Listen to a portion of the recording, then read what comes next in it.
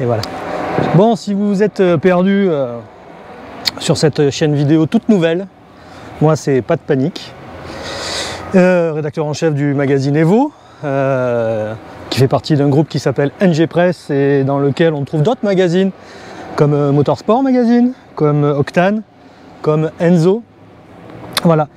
Et NG Press, bah écoutez, mieux vaut tard que jamais, on a décidé d'arriver sur le net. C'est un nouveau site, tout nouveau site, Carfan, hein, comme son nom l'indique, des amateurs de... Qui a dit autobus? Non, de voitures. Voilà, de toutes les voitures. Alors quand je dis toutes, non, c'est pas toutes les voitures. C'est pas possible, non. Non, nous on est plutôt spécialisé dans la voiture qui procure quelques sensations. Notre mantra à nous, c'est que voilà, la voiture n'est pas qu'un simple déplaçoir, c'est pas juste un outil pour aller d'un point A à un point B à une vitesse déterminée, non. Je sais pas si vous reconnaissez l'endroit. Voilà, voilà, voilà. Ouais, c'est Spa-Francorchamps.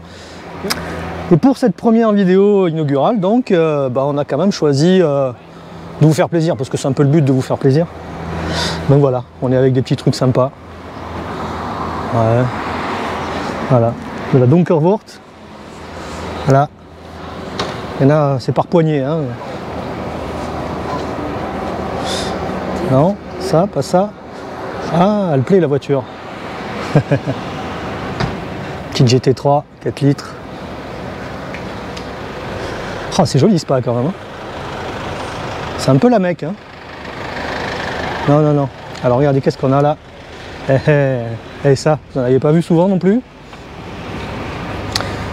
C'est une AMG GT Black Series. Bien discrète. Sinon on a les Toyota aussi. Non, AMG GT Black Series. Ah ouais, quand même. Hein. Ça le fait. Pour une vidéo inaugurale, on s'est dit qu'il vous fallait ce qui se fait de mieux. Mais ce qui se fait de mieux, c'est quoi? Allez, un petit indice. Ah, je me trompe de côté. Ah voilà, je me suis trompé de porte. Ah voilà. Voilà, voilà, voilà. Donc voilà, ça c'est l'accueil de chez Pagani pour les événements Arte in Pista. Et là, la caverne d'Ali Baba.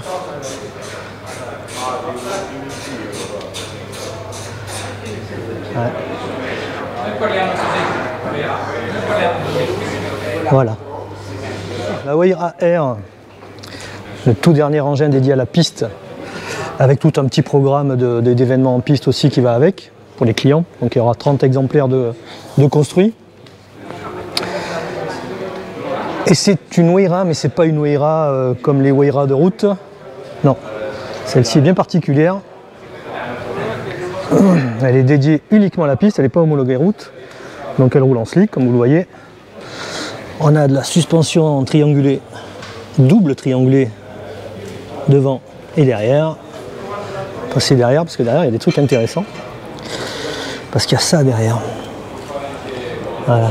Pagani V12R, qui n'a rien à voir avec les moteurs que l'on trouve dans les Wayra habituellement, qui sont suralimentés. Ça c'est un V12 totalement atmosphérique, c'est un 6 litres qui a été développé exprès, à partir d'une feuille blanche a priori, par les ingénieurs de chez HWA, qui collaborent beaucoup avec Mercedes encore, et donc avec Pagani, qui a des liens historiques avec Mercedes. Donc voilà, ils lui ont fait un petit moteur spécifique, et avec un brief très, très simple. Il fallait que ce moteur procure les mêmes sensations que les moteurs de F1 des années 80. Donc je pense que voilà, si vous ne savez pas ce que ça veut dire, allez voir les vidéos, écoutez des V12 des années 80-90 et vous allez comprendre.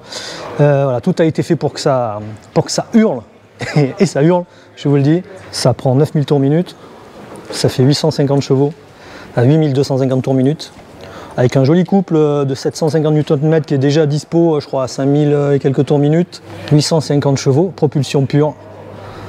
Voilà. Et vous allez vous dire, ouais, ça doit peser une blende ça. Eh ben non, non, non, non. Monocoque carbone, donc là on a une petite structure tubulaire qui permet de tenir le moteur. Le moteur est porteur, comme la boîte, puisque comme vous le voyez, regardez, les suspensions sont fixées dessus. Donc le moteur est boulonné à la coque, qui est en carbone, évidemment. Ici, on a des crash box, comme à l'avant et comme à l'arrière. Et donc l'ensemble ne pèse que 1050 kg, bon à vide. Donc ça veut dire que vous pouvez en rajouter 150 de fluide et tout ça. 850 chevaux, 9000 tours minute, 1200 kg à tout casser, poids d'une Clio. Hein, une Clio de 850 chevaux propulsion, ça le fait, non? Normalement, si tout se passe bien, je devrais pouvoir vous faire vivre de l'intérieur ce qui se passe à bord. Donc voilà, là, un volant spécifique évidemment. Tout ça est fait pour la piste, hein, c'est pour les clients qui veulent faire de la piste. Donc là, on a dans la coque, en fait, les baquets sont fixes, si vous regardez. Voilà, tout ça, c'est que de la mousse qui est posée. Les sièges sont moulés dans la coque. Et pour régler tout ce qu'il faut, bah, c'est le volant et le pédalier qui avance ou qui recule. Voilà, on a des réglages d'ABS, de traction control. Alors on a 12 positions de traction control et d'ABS, comme sur les GT3 à peu près, hein. C'est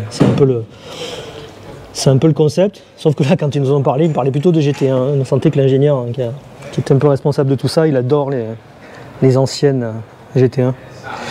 Voilà. Et puis on a une finition à la Pagani. Hein. Avec du carbone titanium comme il appelle, verni bleu.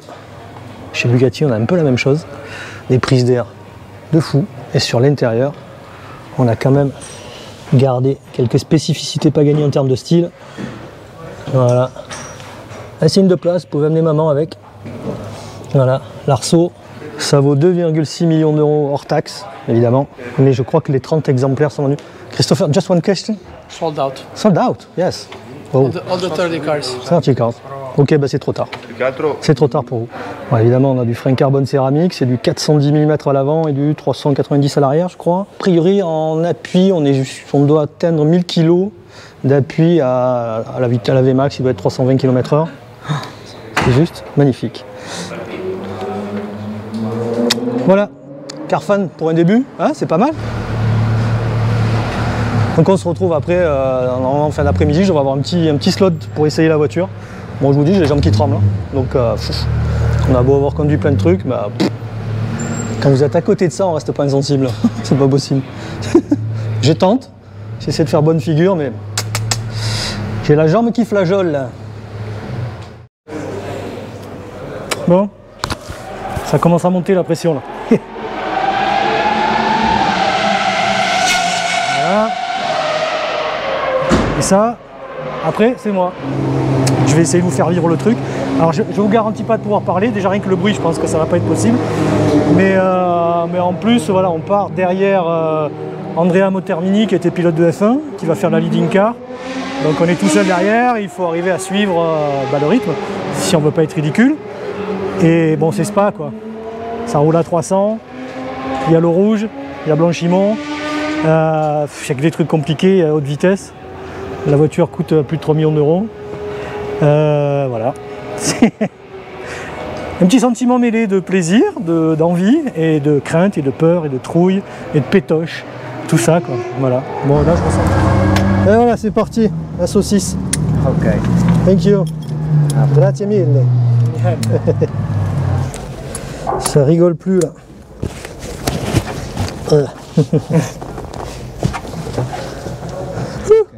Ok. Le jack. Là, Bon, on n'y voit pas grand chose en face. Hein. C'est bien, il me fait le pare-brise, mais je suis pas sûr que ça serve à grand chose. Il va falloir deviner où sont les virages. Alors, je découvre Spa, je connais qu'en vidéo. Donc, devant moi, il y aura Andrea Motermini, ancien pilote de F1. Qui m'a expliqué tout à l'heure que son premier coach c'était Nigel Mansell et que voilà, les seuls conseils qu'il pouvait lui donner c'était flat out, à fond. Pour lui, Silverstone était une ligne droite. Ah, j'ai un peu d'air là, c'est mieux. Hein, porte fermée. Donc là on a l'interrupteur général pour l'électricité, on a l'allumage ici. Donc Wiper c'est les essuie-glaces, Bright c'est la luminosité des écrans je pense. Donc la map moteur sur 3, la map amortisseur sur 5. Okay, so start the engine, press the brake. Yes.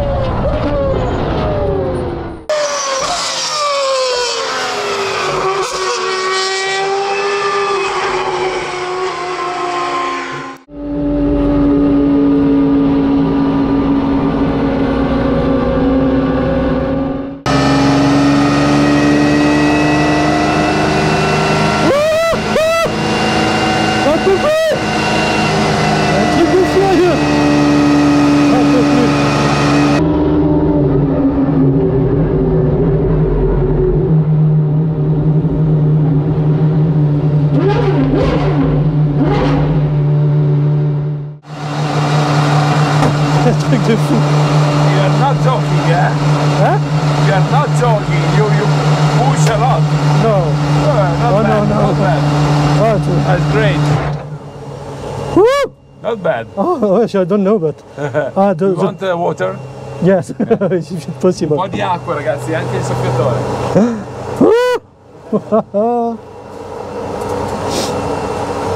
Bon, il a dit not bad, mais il doit dire ça à tout le monde, je pense. En fait, c'est très dur d'avoir un mouvement fluide, quoi, parce que... En plus, là, je suis sur le moteur tranquille. Donc, je pense que c'est un peu compliqué. Oh la vache! Incroyable. C'est un truc de fou. Crazy thing. No, a good behavior, on track. Yes, Yeah. okay. The first lap, it was difficult to be fluid. For sure, you started now, so Yes. you have to enter in confidence. The throttle, you have a long... Yeah. long course? pedal, yes, Yes. yeah, I confirm you. So, But you can try I in 3. This is more direct. okay. Yeah. Oh, yes. Yeah. I have some difficulties on the brake because when you lose the downforce, you Yeah, tend to block. Yeah. To yeah, block the- yeah. You can increase the BS, huh? No, it just I didn't push a lot. Yeah. I need to you push. have to understand the behavior Yes. in order to find the best compromise. Yes, and the point of braking, I don't know where they are. So sometimes I look in front, but I brake a little too. It's early. No, not too early. A little Later, too. later. Yes.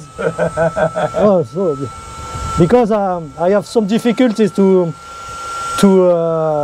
take the throttle. Yeah. The- Try I like was this. Try like this because it's more direct, so Okay. probably it is better. yeah. If you want, we have 9 minutes, so it's better to do some other lap before to close the session. Oh yes. Un truc de furieux. Ça. Bon donc ouais, pour tout dire. Donc en fait on a 9000 tours minute mais on les entend pas. Dehors ça hurle mais à l'intérieur ça ne hurle pas vraiment.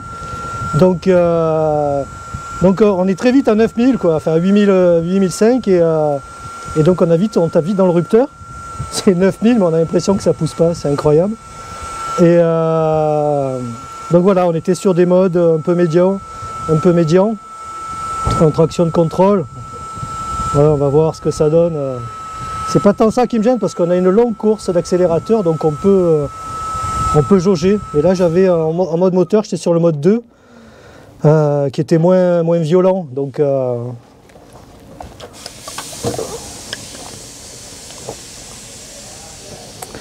wow.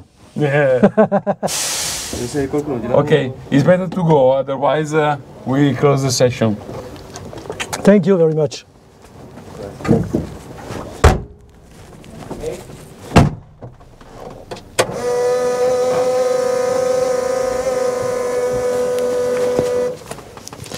Allez, je fais tout seul maintenant.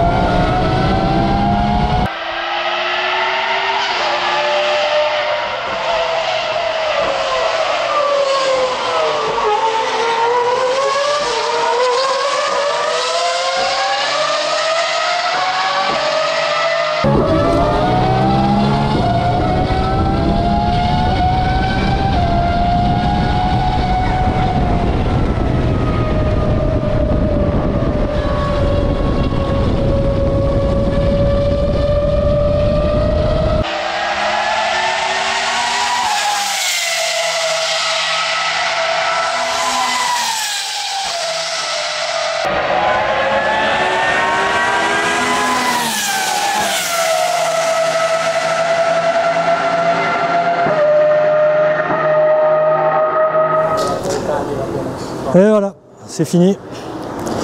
C'est fini, c'est fini. Donc là, Christopher Pagani à droite, Andrea Montermini à gauche. C'est grâce à eux qu'on est là.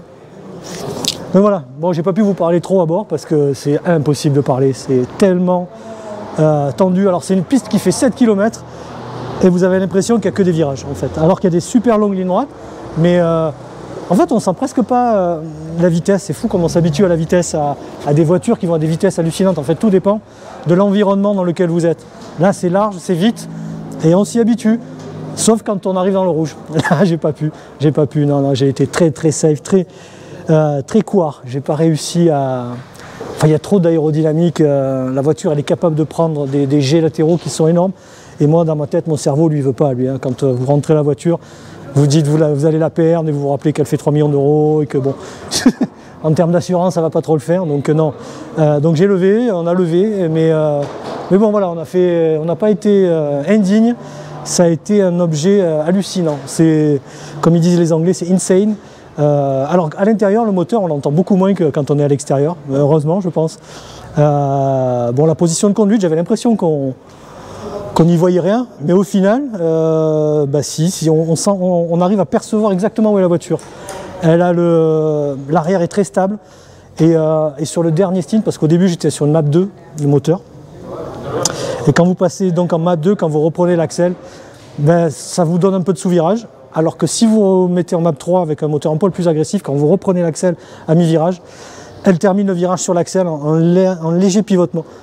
Et bref, ça devient quelque chose de très sensible et de très riche en termes de conduite. C'est pas quelque chose de bourrin, c'est quelque chose de fluide, c'est quelque chose qui est puissant, qui est sauvage, mais qu'il faut rouler de façon réellement douce. Mais c'est le plus dur sur ces voitures et c'est hallucinant. Mais là, même le moteur, vous avez l'impression de faire du short shifting parce que les 9000 tours, ils arrivent en une seconde, vous êtes à 9000, donc vous passez les vitesses constamment. C'est un truc de fou. C'est pas comme sur une 911 GT3 où les 9000, il faut un petit peu de temps pour y arriver. Là, bah, tout de suite, vous y êtes. C'est incroyable. Voilà. Donc, il faut se féliciter qu'il y ait encore des gens qui fassent des voitures comme ça. Bon, malheureusement, c'est destiné à des privilégiés qui peuvent se la payer. Mais écoutez, on a participé, j'ai essayé de vous faire vivre le truc, c'est déjà ça on va dire, hein, voilà. Vous étiez sur Carfan, bon il n'y aura peut-être pas aussi bien tout le temps, hein, parce que là franchement on a tapé haut pour la première. Mais bon, écoutez, rappelez du monde, dites que Carfan existe, c'était pour une première à mon avis pas trop mal comme niveau, voilà.